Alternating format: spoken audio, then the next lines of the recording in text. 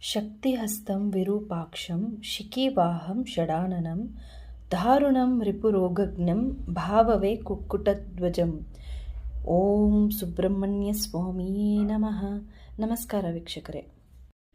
ಮೇಷರಾಶಿಯವರಿಗೆ July 12ರಿಂದ 18ವರೆಗೆ ಈ ವಾರದ ಭವಿಷ್ಯ ಹೇಗಿರುತ್ತೆ ಅಂತ ನೋಡೋಣ ಬನ್ನಿ. ವೃತ್ತಿಯಲ್ಲಿ ಹೇಳಬೇಕಾದ್ರೆ ನೀವು ಅಂದುಕೊಂಡಿರುವ ಗುರಿಯನ್ನು ಸಾಧಿಸಲು ಕ್ಲಿಯರಾಗಿ ಸ್ಟ್ರಾಟಜಿಕ್ ಪ್ಲ್ಯಾನಿಂಗ್ ಮಾಡ್ತೀರಾ. ಯಾವುದೇ ವಿಚಾರದಲ್ಲೂ ಅದರ ಬಗ್ಗೆ ಫುಲ್ ಇನ್ಫಾರ್ಮೇಷನ್ ಕಲೆಕ್ಟ್ ಮಾಡ್ತೀರಾ, ಡೀಪ್ ರಿಸರ್ಚ್ ಮಾಡ್ತೀರಾ, ಅದಕ್ಕೆ ಏನೆಲ್ಲ ಪ್ಲ್ಯಾನಿಂಗ್ ಮಾಡ್ಕೋಬೇಕೋ ಆ ಎಲ್ಲ ಪ್ಲ್ಯಾನ್ಸ್ನ ರೆಡಿ ಮಾಡ್ತೀರಾ.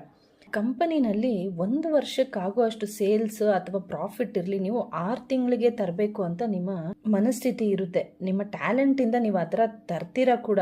ನಿಮ್ಮ ಸತತ ಪ್ರಯತ್ನದಿಂದ ಕೆಲಸದಲ್ಲಿ ಸ್ಥಿರವಾದ ಪ್ರಗತಿಯನ್ನು ನೀವು ಕಾಣಬಹುದು.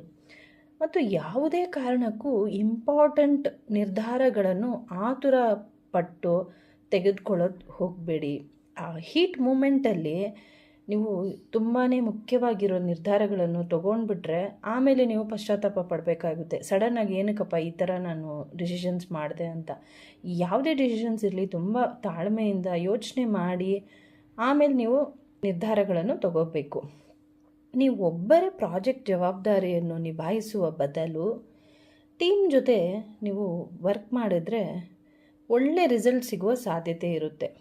ಮತ್ತು ಈ ಸಮಯದಲ್ಲಿ ನಿಮಗೆ ಹಿರಿಯ ಅಧಿಕಾರಿಗಳು ಅಥವಾ ಸೀನಿಯರ್ಸ್ ಕಡೆಯಿಂದ ನಿಮಗೆ ಗೈಡೆನ್ಸ್ ಸಿಗುತ್ತೆ. ಆ ಗೈಡೆನ್ಸಿಂದ ನಿಮ್ಮ ವೃತ್ತಿ ಜೀವನದ ದಾರಿಯನ್ನು ಉತ್ತಮವಾಗಿ ಬದಲಾಯಿಸಲು ಸಹಾಯನೂ ಆಗುತ್ತೆ. ಈ ವಾರ ಬಲವಾಗಿ ಅವಕಾಶಗಳು ಸಿಗುವ ಸಾಧ್ಯತೆ ಇರುತ್ತೆ. ನಿಮ್ಮ leadership qualities as usual shine ಆಗುತ್ತೆ.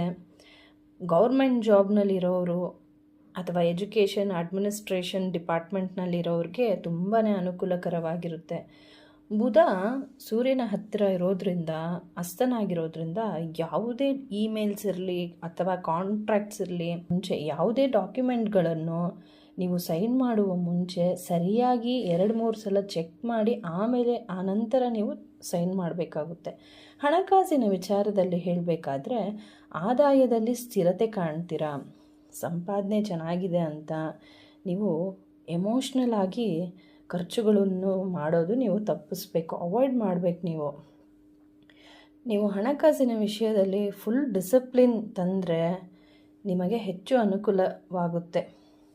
ವಿದ್ಯಾರ್ಥಿಯ ವಿಚಾರದಲ್ಲಿ ಹೇಳಬೇಕಾದ್ರೆ ಚಂದ್ರನ ಆಸ್ಥಾನದಿಂದ ತುಂಬ ಡಿಫಿಕಲ್ಟ್ ಸಬ್ಜೆಕ್ಟು ಅರ್ಥ ಮಾಡ್ಕೊಳ್ಳೋಕ್ಕೆ ಈ ಸಮಯ ತುಂಬಾ ಸಹಾಯ ಮಾಡುತ್ತೆ. ಹೊಸ ಕಾನ್ಸೆಪ್ಟ್ಗಳನ್ನು ತುಂಬ ಚೆನ್ನಾಗಿ ಗ್ರಾಸ್ಪ್ ಮಾಡ್ತೀರಾ. ಹೆಚ್ಚು ಸಮಯ ಓದಿ ಸ್ಟ್ರೆಸ್ ಮಾಡ್ಕೋಬೇಡಿ, ಸ್ವಲ್ಪ ಬ್ರೇಕ್ ತಗೊಳ್ಳಿ, ಮತ್ತೆ ಓದೋಕ್ಕೆ ಸ್ಟಾರ್ಟ್ ಮಾಡಿ. ಆಗ ನಿಮಗೆ ಒತ್ತಡ ಅನಿಸಲ್ಲ, ಪ್ರೆಷರ್ ಅನಿಸಲ್ಲ. ಏನಪ್ಪ ಇಷ್ಟೊತ್ತು ಓದ್ತಾ ಇದ್ದೀನಿ, ಹೆಡ್ಏಕ್ ಥರ ಆಗಿಬಿಡುತ್ತೆ. ಮತ್ತು ನೀವೇನು ಮಾಡಬೇಕು, 8 ಅವರ್ ನಿದ್ದೆ ಮಾಡಬೇಕು. ಆಗ ನಿಮಗೆ ಫುಲ್ ಫ್ರೆಶ್ ಅನಿಸುತ್ತೆ. ಇಲ್ಲಾಂದರೆ ಏನೋ ಒಂದು ಯೋಚನೆ ಮಾಡಿಕೊಂಡು ಮೈಂಡ್ ಒಂಥರ ಆಗಿಬಿಡುತ್ತೆ. ಸರಿಯಾಗಿ ನಿದ್ದೆ ಇಲ್ಲ ಅಂದರೆ ಓದೋಕ್ಕೇ ಇಂಟ್ರೆಸ್ಟ್ ಇರಲ್ಲ. ಕುಟುಂಬದ ವಿಚಾರ ಹೇಳಬೇಕಾದ್ರೆ ನಿಮ್ಮ ಕೆಲಸ ಮತ್ತು ಮನೆಯ ಜವಾಬ್ದಾರಿಗಳಿಂದ ತುಂಬಾ ಆಯಾಸ ಆಗುತ್ತೆ. ಆದರೆ ನೀವು ತಾಳ್ಮೆಯಿಂದ ನಡೆಸ್ಕೊಂಡು ಹೋಗಿ. ಯಾವುದೇ ಕಾರಣಕ್ಕೂ ನಿಮ್ಮ ಆಫೀಸ್ ಸ್ಟ್ರೆಸ್ನ ಮನೆಗೆ ತಂದು ಮನೆಯ ಖುಷಿಯ ವಾತಾವರಣವನ್ನು ಕೆಡಿಸ್ಕೊಳ್ಳೋಕೆ ಹೋಗಬೇಡಿ.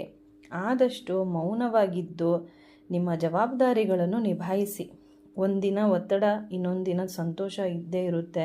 ಅದಕ್ಕೆ ಯಾಕೆ ನಾವು ಜಾಸ್ತಿ ಟೆನ್ಷನ್ ಮಾಡ್ಕೋಬೇಕು? ಆರೋಗ್ಯ ಕೆಡಿಸ್ಕೊಳ್ಳೋದು ಬೇಡ ಅಲ್ವಾ? ಆರೋಗ್ಯದ ವಿಚಾರದಲ್ಲಿ ಹೇಳಬೇಕಾದ್ರೆ ಪ್ರತಿದಿನ ನೀವು ಒಂದು ರೂಟೀನ್ ಮಾಡ್ಕೋಬೇಕು. ಡೈಲಿ ರೂಟೀನ್ನಲ್ಲಿ ನೀವು ಫಿಸಿಕಲಿ ಆ್ಯಕ್ಟಿವ್ ಆಗಿರಬೇಕು.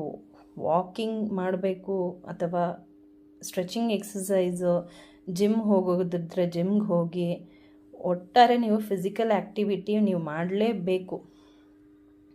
ಧ್ಯಾನ ಮಾಡಿ, ಅದರಿಂದ ನಿಮ್ಮ ಮನಸ್ಸಿಗೆ ತುಂಬಾ ನೆಮ್ಮದಿ ಸಿಗುತ್ತೆ. ಒಂಥರ ಸ್ಟ್ರೆಸ್ ಎಲ್ಲ ಕಮ್ಮಿ ಆಗುತ್ತೆ.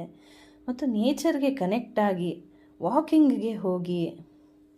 ಮತ್ತು ಹೊರಗಡೆ ಆಹಾರವನ್ನು ಸೇವಿಸದೆ ಮನೆಯ ಒಳ್ಳೆಯ ಆಹಾರ, ಆರೋಗ್ಯಕರ ಆಹಾರವನ್ನು ನೀವು ಸೇವನೆ ಮಾಡಬೇಕಾಗುತ್ತೆ. ಮತ್ತು ಜೊತೆಗೆ ಸಾಕಷ್ಟು ನೀರನ್ನು ನೀವು ಕುಡಿಬೇಕು. ಪರಿಹಾರ ಬಂದು ಓಂ ನಮಃ ಶಿವಾಯ ಮಂತ್ರವನ್ನು ಹೇಳ್ಕೊಳ್ಳಿ, ಅಥವಾ ಓಂ ಸುಬ್ರಹ್ಮಣ್ಯಾಯ ನಮಃ ಅಂತ ಮಂತ್ರವನ್ನು ಹೇಳ್ಕೊಳ್ಳೋದ್ರಿಂದ ತುಂಬಾ ಒಳ್ಳೆಯದಾಗುತ್ತೆ. ಮನೆ ಹತ್ರ ಇರುವ ಆಂಜನೇಯ ದೇವಸ್ಥಾನಕ್ಕೆ ಭೇಟಿಯನ್ನು ನೀಡೋದ್ರಿಂದ ಕೆಲಸದಲ್ಲಿ ಆಗುವ ವಿಳಂಬ ಅಥವಾ ಏನೇ ಸ್ಟ್ರೆಸ್ ಇದ್ರೂ ಎಲ್ಲ ಕಮ್ಮಿ ಆಗುತ್ತೆ. ಧನ್ಯವಾದಗಳು.